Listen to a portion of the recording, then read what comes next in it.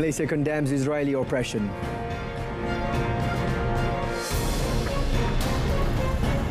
Mark Carney's Liberal win Canada election.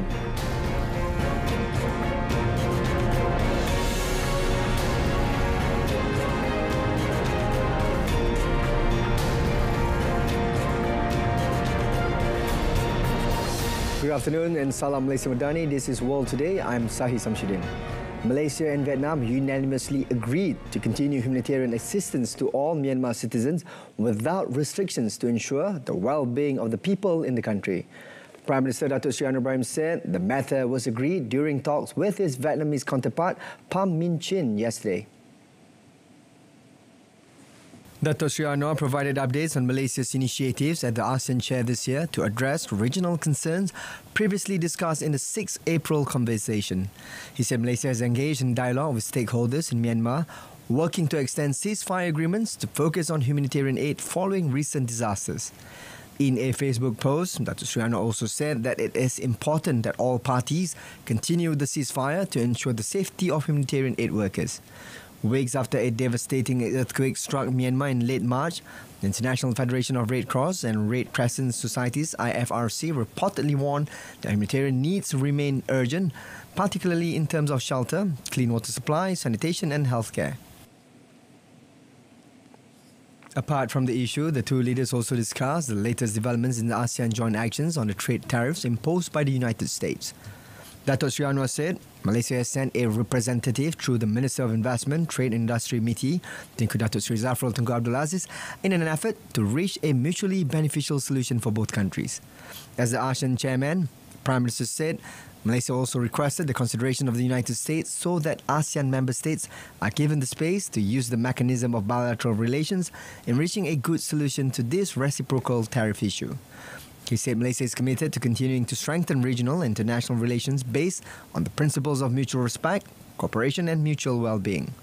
Datuk Seri Anwar also hopes that all these efforts would yield results that would bring peace, prosperity and harmony to the people throughout the region. Malaysia on Monday condemns Israel's continued violations of international law and human rights by oppressing and obstructing humanitarian assistance to the Palestinian people in the occupied Palestinian territory.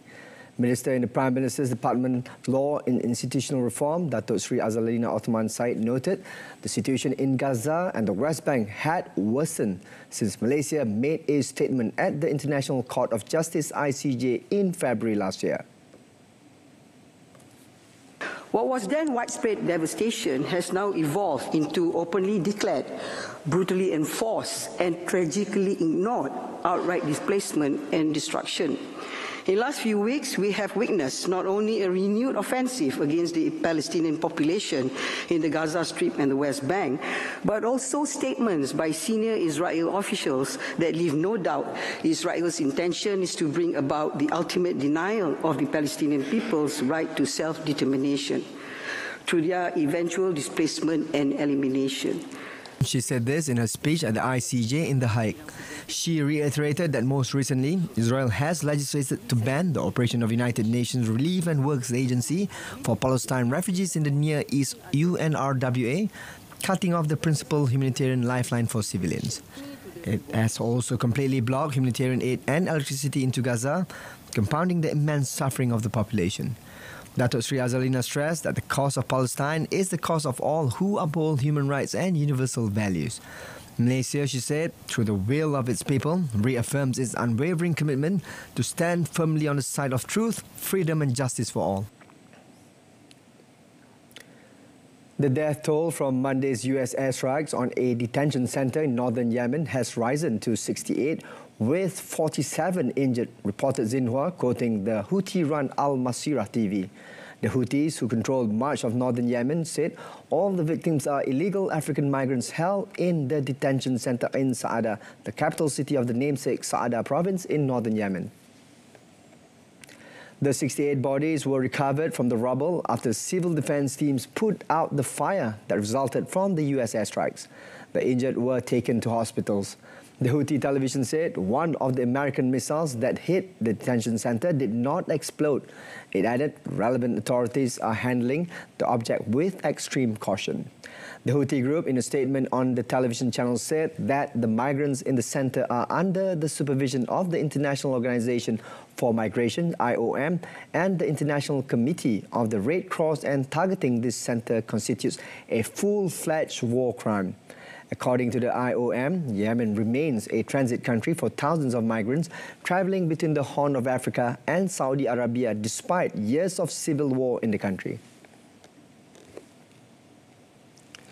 The United Nations expressed deep alarm on Monday at reports that US strikes on Yemen killed scores of people at a migrant detention center in a stronghold of the Houthi fighters. The US military has hammered Yemen with nearly daily strikes since 15 March in an operation dubbed Rough Rider, seeking to end the Houthis' attacks on vessels in the Red Sea and Gulf of Aden.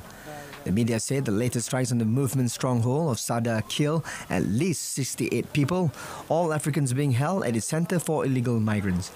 UN spokesman Stephanie Dujarric said the world body was deeply alarmed by the reported strikes and urged all parties to protect civilians. These strikes pose a growing risk to the civilian population in Yemen. We've also received reports of 8 people killed and another 6 injured, including women and children, in Bani al-Harith district in Sana'a governorate on Sunday. We continue to call on parties to uphold their obligations under international humanitarian law, including the protection of civilians. A US defense official said the military was looking into the reports. The UN Migration Agency, the IOM, said it was closely monitoring the situation, but noted the facility in question was not managed by their personnel. Prime Minister Mark Carney's Liberals have won Canada's election on Monday, multiple media outlets projected, giving the party another term in power after a campaign defined by threats from US President Donald Trump. The public broadcaster CBC and CTV News both projected the Liberals would form Canada's next government, but it was not yet clear if they would hold a majority in Parliament. Carney's party was on track to win the largest number of seats and the right to form a government as polls closed across much of the country on Monday, according to the Canadian Broadcasting Corporation. However, whether he could command a parliamentary majority or would have to depend on other parties to govern in a minority administration remained too close to call on Monday night. At 11 p.m. in Toronto, the Liberals were ahead in 159 seats in the 343-seat House of Commons and the Conservatives in 142, according to the CBC, putting Carney's party in a commanding position to form at least a minority government.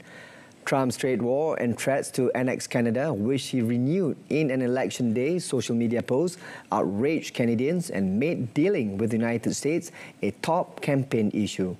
Carney, who had never held elected office and only replaced Justin Trudeau as Prime Minister last month, previously served as a central bank governor in both Britain and Canada. Ukraine's President Volodymyr Zelensky on Monday branded a 3-day truce announced by his Russian counterpart Vladimir Putin as an attempt at manipulation. Putin on Monday ordered the ceasefire on 8th to 10th May, which coincide with Moscow World War II commemorations, drawing IRA from Kiev, which demanded Moscow pause hostilities immediately. Ukraine said that it wanted an immediate truce with Russia for at least 30 days. The United States has warned that this week would be critical for determining whether peace was possible. US President Donald Trump has also upped his criticism of Putin after meeting Zelensky at the Vatican. The US President said he was very disappointed in Russia's continued bombardment of civilian areas in Ukraine. This comes as Zelensky praised Ukraine's Foreign Intelligence Service for the killing of top Russian military figures since the start of the war, without directly mentioning the car bomb that killed a senior Russian officer last week. The first batch of individuals jailed in the landmark Hong Kong national security trial of 47 Democrats accused of conspiracy to commit subversion was freed on Tuesday after being behind bars for over 4 years.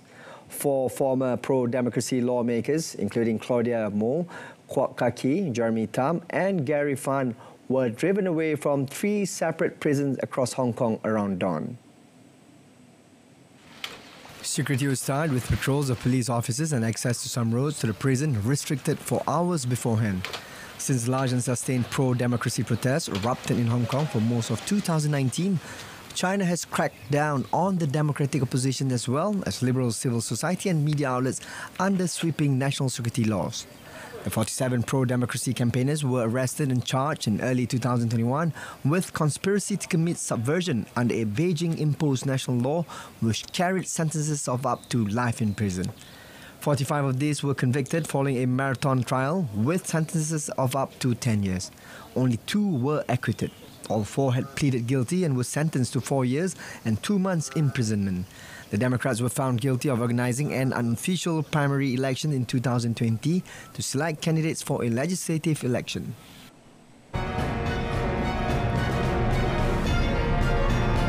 Coming up next, 4 dead, including children, after vehicle crashes into child centre.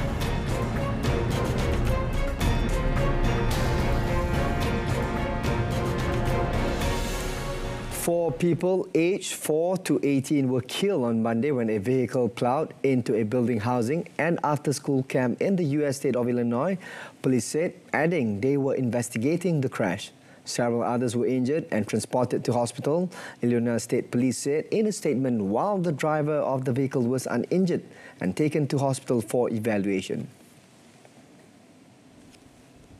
Police responded to the crash in Chatham, a small town around 10 miles south of the state capital Springfield at around 3:20 p.m. local time on Monday.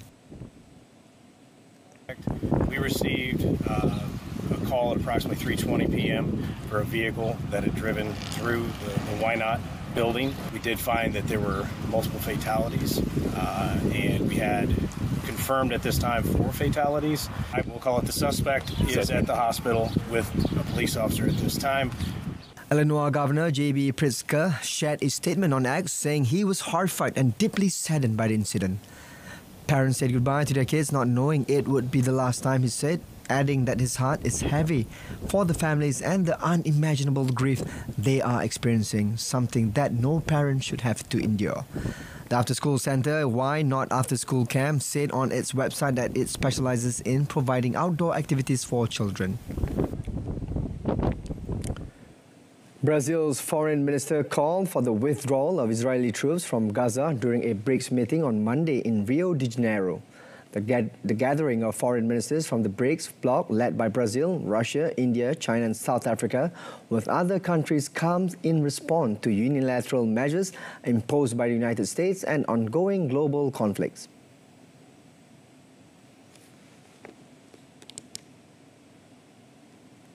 Ceasefire in Palestine, saying the resumption of Israeli bombardment of Gaza and the continued obstruction of humanitarian aid are unacceptable. The failure of the ceasefire announced on January 15, he added, is deplorable. Since 7 October 2023, the Israeli army has carried out an armed offensive against Palestinians. The most recent air raid resulted in 17 deaths in the northern Gaza Strip, according to Palestinian group Hamas. Vieira also stressed the strategic role of BRICS in global diplomacy with 11 member states. Representing almost half of humanity and a wide geographic and cultural diversity, BRICS is uniquely positioned to promote peace and stability based on dialogue, development and multilateral cooperation. The head of Israel's domestic intelligence service, Ronen Bar, has announced his resignation and will step down on 15 June. Media reported late on Monday, 6 weeks after Prime Minister Benjamin Netanyahu tried to oust the security chief. The Shin Bet, which handles counter-terrorism investigations, has been at the center of a growing political battle, pitting Netanyahu's right-wing coalition government against an array of critics ranging from members of the security establishment to families of hostages in Gaza. Netanyahu said on 16 March that he had long ago lost confidence in Bar and that trust in the head of the domestic security service, whose roles include counter-terrorism and security for government officials, was especially crucial at a time of war. The Supreme Court later temporarily froze the government's bid to sack Barr, who claimed that Netanyahu wanted to fire him after he refused to fulfill requests that included spying on Israeli protesters and disrupting the leader's corruption trial. Barr also said that Netanyahu had indicated that he expected the Shin Bet to obey him rather than the Supreme Court in the event of a crisis between the branches of Israel's government. Power started returning to parts of the Iberian Peninsula late on Monday after a huge outage brought parts of Spain and Portugal to a standstill, grounding planes, halting public transport and forcing some hospitals to suspend routine operations. Spain's Interior Ministry declared a national emergency and governments from the two countries convened emergency cabinet meetings as officials tried to find out what caused the mass blackout. Outages on such a scale extremely rare in Europe. Officials said the reasons for the blackout were unclear, with Portugal's Prime Minister Luís Montenegro saying there was no indication a cyber attack was the cause. In Spain, power started returning to the Basque Country and Barcelona areas in the early afternoon and to parts of capital Madrid on Monday night. Power was also gradually returning to various municipalities in Portugal late on Monday, including Lisbon city centre. Spain's Interior Ministry said a national emergency would be declared in regions that requested it. In Portugal, electricity distributor REN said it had restored production at a hydroelectric and thermoelectric plant and was prioritising supply resumption to hospitals and transport. South Korean firefighters continued to work overnight to control wildfires in the southeastern city of Daegu on Tuesday. The Korea Forest Service in a statement said that the wildfire began at around 2 p.m. local time on Monday and had affected an estimated 260 hectares. No casualties had been reported so far due to the fire around Daegu, which is about 233 kilometers southeast of the capital Seoul. The Korea Forest Service said 53 helicopters and 151,551 firefighting personnel were deployed to the site. It added that about 82% of the forest fire in the area has been extinguished as of 8 a.m. on Tuesday. Acting Safety Minister Kok Ki-dong visited the damaged area and met the evacuees and volunteers at a shelter on Monday. The South Korean city on Monday ordered more than 1,200 residents to evacuate after strong winds whipped up the wildfire and prompted the closure of a highway in the area due to concerns about the blaze. In March, South Korea suffered the country's worst ever natural fire disaster, with nearly 30 people killed and historic temples incinerated.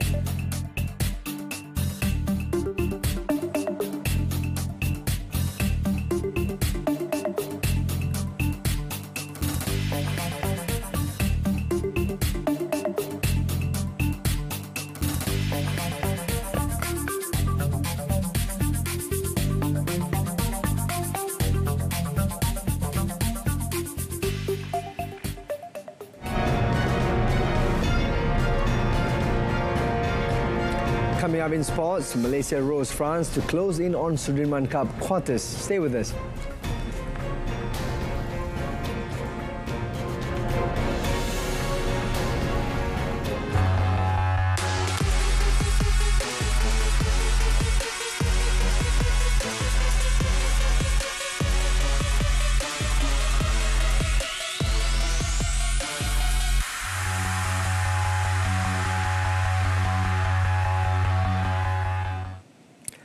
Malaysia took a major step towards securing a spot in the Sudin Cup knockout stage after cruising to an emphatic 5-0 win over France in their Group C opener in Yemen, China on Monday.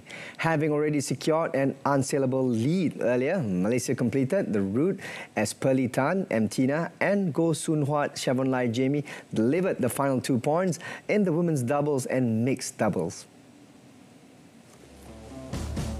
National professional men's double pair Gozife, Nur Izzuddin Muhammad Rumsani showed no mercy as they dominated male Catuan Lucas Renoir, ranked 58 in the world. The duo dispatched the French pair in just 29 minutes with a score of 21-11, 21-9. In the women's singles, national professional shuttler Goh Jinwei had little trouble securing Malaysia's second point, defeating Leonie Sweat 21-10, 21-19 in a 33-minute encounter. In the men's single, Liu Junhao fought hard in a tightly contested match, often locked on points with his opponent Arnold Makel. The world number 26 eventually sealed victory after 55 minutes, winning 22-20, 21-19. Malaysia went on to secure 2 more points through the women's double pair, Perli Tan and Tina, who overcame Margaret Lambert, Camille Punante 21-13, 21-10. Professional mixed double pair, Goh Soon Huat, Siavon Lai Jamie, then defeated Gregoire Duchamp, Elsa Jacob 21-7, 21-19 in the final match. Malaysia will continue their campaign against Australia on Wednesday before facing third seed Japan on 1st May as they aim to secure one of the top 2 spots in the group to qualify for the quarterfinals.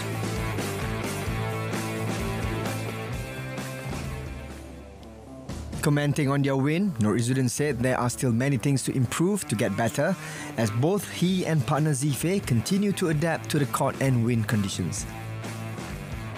Saya rasa hari ini masih banyak benda lagi yang kita kena biasakan lagi. Memang tengah biasakan lagi lah. Hari ini first match, so keadaan shuttle dan angin pun kita tengah adapt lagi. As for men's singles, Junhao said he was glad to be able to contribute a win for the national team despite heavy opposition. Opponent yang ini saya pun pernah lawan dan bukannya senang juga. Ya, so prepare yang terbaik dan apa-apa yang saya buat hari ini memang jadilah. Condition win, condition shuttle, ya memang perlu control dan apa yang dan opponent pun lebih agresif, so di sana lebih kepada point to point.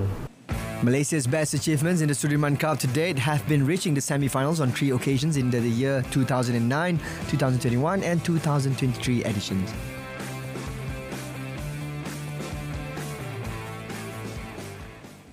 Arsenal boss Mikel Arteta will have to beat one of the most influential figures in his football life when the Gunners face Luis Enrique's Paris Saint-Germain in the Champions League semi-finals. Arteta's side hosts PSG in the first leg on Tuesday as the Spaniard aims to lead Arsenal to only the second Champions League final appearance in their history. Standing in his way is a close friend who, along with Manchester City boss Pep Guardiola, played a major role in his compatriots' impressive transition from the pitch to the dugout. Luis Enrique was a senior star at Barcelona when Arteta started his playing career at the Camp Nou, a period that had a major impact on his managerial philosophy with Arsenal. The Gunners have now gone 5 years without silverware since Arteta won the only prize of his reign in the FA Cup. Arsenal head into the PSG tie, emboldened by their swaggering 5-1 aggregate dismissal of holders Real Madrid in the quarterfinals. However, they have spotted in the Premier League, effectively surrendering the title to Liverpool after a series of lackluster draws. Trossard could also lead the attack against PSG, with makeshift forward Mikel Merino expected to revert to midfield in the absence of the suspended Thomas Partey. Meanwhile, Luis Enrique said Paris Saint-Germain are a much better team since October's defeat to Arsenal. The French champions head back to London, having struggled through the European knockout stages in a tough league phase that included losses to Arsenal, Atletico Madrid and Bayern Munich. The Parisians claim a 4th straight Liga, the title this month, but are in sticky patch after a draw with Nantes and Friday's loss to Nice. PSG returned to the last 4 of the Champions League for a second consecutive campaign, having lost to Borussia Dortmund at the same stage last season. The club's Qatari owners have made lifting the trophy a clear ambition since taking over in the year 2011. PSG's chances of beating Arsenal and reaching the final may depend to a large extent on Ousmane Dembele rediscovering the form in front of goal that made him Europe's most lethal finisher in the first 3 months of this year. Dembele scored 25 goals in 20 games in all competitions for PSG between mid-December and mid-March. Peruvian President Dina Boluarte announced on Monday that Lima's Monumental Stadium will host the Copa Libertadores final on 29th November. It was reported that the capitals of Brazil and Uruguay, Brasilia and Montevideo also bid to be the host. The Peruvian capital hosted the first single match decided in the tournament history in 2019 when Brazil's Flamengo beat Argentina's River Plate 2-1.